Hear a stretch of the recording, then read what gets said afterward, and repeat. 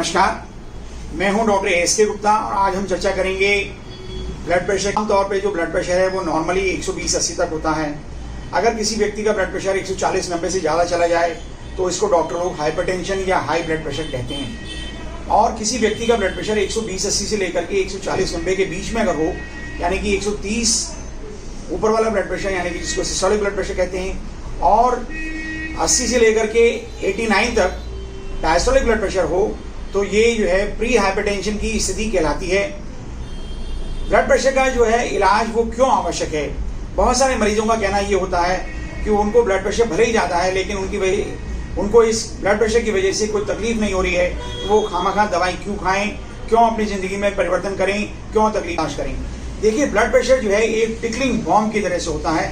ये जो है शुरू में आपको कुछ तकलीफ नहीं देगा, लेकिन क्योंकि ब्लड प्रेशर की वजह से आपकी धमनियों के ऊपर, आर्टरीज के ऊपर अननेसेसरी प्रेशर पड़ता है और वो आर्टरीज फट सकती हैं, जिसकी वजह से मरीजों को हार्ट अटैक हो सकता है, फालिज का असर हो सकता है, आंखों की रोशनी जा सकती है, गुर्दे खराब हो सकते हैं और टांगों में कमजोरी आ सकती है, जो कि ये बड़े वाइटल ऑर्गन्स हैं और इन वाइटल ऑर्गन्स को ये ब्लड प्रेशर नुकसान पहुंचा सकता है।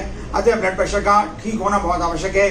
सभी लोगों को चाहिए कि वो जैसे ही ब्लड प्रेशर डायग्नोज होता है वो अपने ब्लड प्रेशर का समुचित इलाज प्रारंभ करें। सभी लोग चाहते हैं कि ब्लड प्रेशर के लिए उनको एक गोली खाने को मिल जाए, जिससे कि उनका ब्लड प्रेशर नॉर्मल रह सके और वो एक सही जीवन व्यतीत कर सकें। लेकिन समझने की बात यह है कि ब्लड प्रेशर की गोली खाने से ज़्यादा अच्छा ये रहेगा कि वो अपने दैनिक दिनचर्या में, लाइफस्टाइल के अंदर कुछ परिवर्तन करें, जिससे कि उनका ब्लड प्रेशर नॉर्मल आ सके।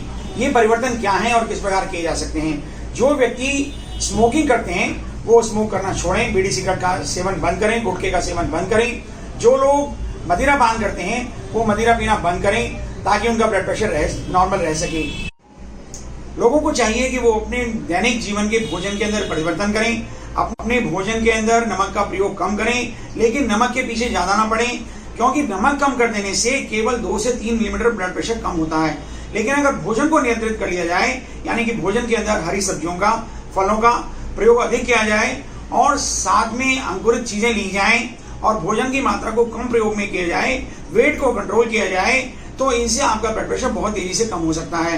अगर आप भोजन के अंदर दूध दही का प्रयोग करते हैं और जो बाजार की बनी हुई चीजें हैं, डिब्बाबंद वस्तुएं हैं, जैसे कि पिज्जा है, समोसा है, कचौरी है, नमकीन है, भुजिया है, मट्ठी है, इस प्रकार की चीजों का प्रयोग अगर कम कर देते हैं तो इनसे जो है आप अपना ब्लड प्रेशर लगभग 10 से 12 मिलीमीटर मरकरी तक कम कर सकते हैं, जो कि अपने आप में एक बहुत बड़ी मात्रा में कम होना होता है। साथ में जो व्यक्ति अपना वेट कंट्रोल कर सकते हैं, अगर उनका वेट अधिक है और वो वेट को कंट्रोल कर सकते हैं, तो उससे भी ब्लड प्रेशर जो है बहुत तेजी से कम होता है। वेट को कंट्रोल करने की चाहिए कि आप जो है लगभग 30 से 35 मिनट तक डेली नियमित रूप से व्यायाम करें, आप सैर करने जाएं, अच्छे खेल खेलें, तैराकी करें, साइकिलिंग करें। इस प्रकार करने से आपका ब्लड प्रेशर तेजी से कंट्रोल होगा और व्यायाम करने से, वेट कंट्रोल करने से और डाइट कंट्रोल करने से आपका ब्लड प्रेशर कुल मिलाकर 15 से 20 मिलीमीटर तक बिना दवाइयों के भी कंट्रोल हो सकता है। आप नमक के पीछे अधिक ना पड़ें, नमक का तो कंट्रोल करना ही चाहिए, लेकिन बाकी वेट कंट्रोल करना, स्मोकिंग को बंद करना, अल्कोहल को लिमिट करना और खान पीन को परिवर्तन करना, ये सब ऐसी चीजें हैं जिससे कि आपका ब्लड प्रेशर बहुत ज्यादा कम हो सकता है। और ज्यादा लोग इनके बारे में जागरूक नहीं होते हैं, वो सभी लोग एक गोली लेके पीछे पड़ना चाहते हैं। अब आपको कैसे पता चलेगा कि आपका ब्लड प्रेशर कहीं बहुत ज्यादा तो नहीं बढ़ रहा, कोई आपको इमरजेंसी तो नहीं हो रही? क्या है इमरजेंसी साइंस जिनसे कि आपका ब्लड प्रेशर शूट कर सकता है और आपके किसी वाइटल ऑर्गन को नुकसान पहुंचा सकता है? देखिए, अगर आपकी आंख की रोशनी सडनली कम हो जाती है, आपको आंख के आगे तारे नजर आने लगते हैं, काले काले धब्बे नजर आने लगते हैं, तो ये एक आंख के अंदर होने वाले विकार का ब्लड प्रेशर की वजह से सूचक हो सकता है। दूसरी चीज, अगर आपको छाती का दर्द होता है तो ये आपको हार्ट अटैक की शिकायत हो सकती है। अगर आपको फालिज के सिम्टम नजर आ लेते हैं, बेहोशी होने लगती है, आपका हाथ पैर काम करना बंद कर देता है, तो ये जो है आपको ब्लड प्रेशर की वजह से न्यूरोलॉजिकल सिम्टम्स हैं, जिनके बारे में आपको जागरूक रहना होगा और तुरंत अपने डॉक्टर को मिलना होगा। अगर आपके पेशाब की मात्रा कम हो जाती है और ब्लड प्रेशर जो कि अभी तक कंट्रोल चल रहा था सडनली शूट करने लगता है कई दिनों तक लगातार, तो हो सकता है कि आपका गुर्दा इसके ब्लड प्रेशर के असर में आने लगा हो और आपको तुरंत अपने डॉक्टर से मिलना चाहिए। आपको ब्लड प्रेशर को कंट्रोल करने के लिए अपने डॉक्टर द्वारा दी जाने वाली दवाओं का नियमित रूप से सेवन करना चाहिए और डॉक्टर से बीच बीच में हर महीने मिलते रहना चाहिए। जब आप डॉक्टर से नहीं मिल रहे हैं तो आपको अपने घर पर ब्लड प्रेशर की खुद से मॉनिटरिंग करनी चाहिए। आइए हम आपसे चर्चा करते हैं कि अपने ब्लड प्रेशर को घर पे मॉनिटर करने के लिए किस प्रकार की सावधानियां बरतनी चाहिए। देखिए, ये एक ब्लड प्रेशर का इंस्ट्रूमेंट है, ये एक कंपनी का इंस्ट्रूमेंट है, ये दूसरी कंपनी का इंस्ट्रूमेंट है। इन दोनों में से कौन सा इंस्ट्रूमेंट ठीक है और कौन सा कफ आपको इस्तेमाल करना चाहिए, ये जो है इसको हम कफ बोलते हैं। ये देखिए, जो ये कफ है इसको हम बाजू के ऊपर बांधते हैं। इन तीनों में से हमको कौन सा ब्लड प्रेशर का इंस्ट्रूमेंट इस्तेमाल करना चाहिए, हम आपको किसी भी ब्लड प्रेशर के इंस्ट्रूमेंट के बारे में बताने के लिए इच्छुक नहीं है। हमारे हिसाब से एक प्रॉपर्ली कैलिब्रेटेड इंस्ट्रूमेंट सही होता है। आप उसकी बैटरी को पूरी तरह चार्ज रखें और आप कोई सी भी कंपनी का ब्लड प्रेशर इंस्ट्रूमेंट इस्तेमाल कर सकते हैं। आपको ब्लड प्रेशर मेजर करने से पहले कुछ चीजों की सावधानी करनी चाहिए। एक तो यह है कि आप जब भी बहुत घबराहट की स्थिति में हो, अगर आप ब्लड प्रेशर उस वक्त मेजर करेंगे तो आपका ब्लड प्रेशर स्वतः बहुत ज्यादा तेजी से बढ़ा हुआ मिलेगा। अगर आप उसी ब्लड प्रेशर को 1-2 मिनट आराम से रिलैक्स करने के बाद, कुर्सी पर बैठने के बाद तसल्ली से मेजर करेंगे तो वही आप देखेंगे कि जो ब्लड प्रेशर आपका 180 और 110 आ रहा था, वो 2-1 मिनट रिलैक्स करने के बाद, 5 मिनट रिलैक्स करने के बाद उसी बाजू में ब्लड प्रेशर जो है आपका नॉर्मल आने लगा है। उसके बाद ये आवश्यक है कि आप अपना ब्लड प्रेशर का इंस्ट्रूमेंट है वो आप दिल के पास रखें, यानी कि दिल के लेवल पर रखें, यानी कि आपका ब्लड प्रेशर बहुत, जो इंस्ट्रूमेंट है वो बहुत नीचे नहीं होना चाहिए। तीसरी चीज ये है कि इस ब्लड प्रेशर इंस्ट्रूमेंट के अंदर यहाँ एक सेंसर होता है। ये देखिए, यहाँ पर एक सेंसर होता है जो हर किसी कफ में होता है और ये यहाँ पर आने वाली साउंड वेव्स को रिकॉर्ड करता है। इसके अंदर भी यहाँ सेंसर होता है। यहाँ जो नली निकली होती है सेंसर होता है। और ये जो नली है, जब आप ब्लड प्रेशर इंस्ट्रूमेंट को बांधते हैं अपने बाजू के ऊपर, तो ये सेंसर जो है आपकी एल्बो से ऊंचा होना चाहिए और एल्बो के बीच में होना चाहिए, यानी कि हाथ की इस सतह के ऊपर होना चाहिए। अगर आपके हाथ की यहाँ पर है तो ये ठीक रिकॉर्ड नहीं करेगा, क्योंकि मेरा हाथ पीछे की तरफ है।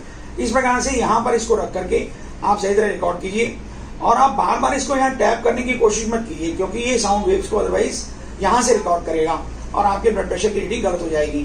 अगर आप बार बार ब्लड प्रेशर रिकॉर्ड करते हैं, बहुत सारे मरीजों को हमने देखा है कि वो एक बार रिकॉर्ड करने से संतुष्ट नहीं होते और बटन को दोबारा दबा देते हैं, इस बटन को दोबारा दबा देते हैं, जिससे वो दोबारा ब्लड प्रेशर रिकॉर्ड करना चाहते हैं। अगर आप दोबारा ब्लड प्रेशर रिकॉर्ड करना चाहते हैं तो कृपया करके अपने पहले ब्लड प्रेशर और दूसरे ब्लड प्रेशर की रिकॉर्डिंग के बीच में 2 मिनट का अंतराल रखिए। ऐसा नहीं कीजिए कि आपने अभी 1 सेकंड पहले ब्लड प्रेशर रिकॉर्ड किया और उसको दोबारा रिकॉर्ड करने के लिए आपने तभी के तभी 1 सेकंड के बाद ही दोबारा बटन दबा दिया। इस प्रकार दोनों रीडिंग्स आपकी गड़बड़ हो सकती हैं। दूसरी चीज ये है कि राइट आर्म में किया गया ब्लड प्रेशर रिकॉर्ड वो थोड़ा सा लेफ्ट आर्म से हमेशा 10 मिलीमीटर या 15 मिलीमीटर ज्यादा होता है। अतः उसके बारे में चिंतित ना हो। आमतौर पे आप एक ही बाजू में आराम से कुर्सी पर बैठ करके हाथ को यहाँ टिका करके साइड में जब ब्लड प्रेशर रिकॉर्ड करें। आप जल्दीबाजी में या भागते हुए ब्लड प्रेशर रिकॉर्ड करेंगे तो इससे आपको एराटिक रीडिंग आने की संभावना मिलेगी। आप जो भी ब्लड प्रेशर रिकॉर्ड करते हैं, अगर वो मान लीजिए नॉर्मल चल रहा था और किसी दिन थोड़ा सा 20 मिलीमीटर बढ़ के आ गया तो आप चिंतित ना हो। उसको आप अपने कागज पर रिकॉर्ड कर लें, एक डायरी बना लें और अगली बार जब अपने डॉक्टर से मिलने जाएं तो उसके बारे में उनसे चर्चा करें। डॉक्टर लोग आमतौर पर थोड़े से बढ़े हुए ब्लड प्रेशर के लिए दवाइयां बढ़ाते हैं या घटाते नहीं हैं। एक लॉन्ग टर्म जो रीडिंग होती है वो आपके ब्लड प्रेशर का सही सूचक माना जाता है। लगभग 2-2.5 महीने तक ब्लड प्रेशर कंट्रोल करने के लिए लाइफस्टाइल मॉडिफिकेशन करने से, डाइट कंट्रोल करने से, एक्सरसाइज करने से, नमक की मात्रा सीमित करने से, स्मोकिंग कम करने से, अल्कोहल की मात्रा सीमित करने के बावजूद भी अगर आपका ब्लड प्रेशर कंट्रोल नहीं होता है तो आपको अपने डॉक्टर के पास जाना चाहिए और ब्लड प्रेशर को कंट्रोल करने के लिए दवाइयों का सेवन करना चाहिए। अपने डॉक्टर से मिलकर के अपनी दवाइयां सुनिश्चित करें और उनका नियमित रूप से सेवन करें। और उसके बावजूद भी अगर आपका ब्लड प्रेशर बढ़ा हुआ मिलता है तो आप अपने डॉक्टर से दोबारा मिलें। हो सकता है वो आपकी दवाइयां परिवर्तित करें या उन दवाइयों की डोज को बढ़ाएं। हम समझते हैं कि हमारे इस वीडियो से आपको ब्लड प्रेशर के बारे में कुछ ज्ञान मिला होगा और आप जो है अपना ब्लड प्रेशर ठीक प्रकार कंट्रोल रख पाएंगे। कृपया करके हमारे वीडियोस को अपने मित्रों में शेयर करें, ज़्यादा से ज़्यादा लोगों तक इसका ज्ञान को पहुंचाएं ताकि ज़्यादा से ज़्यादा लोग इसका फायदा उठा सकें। Thank you very much.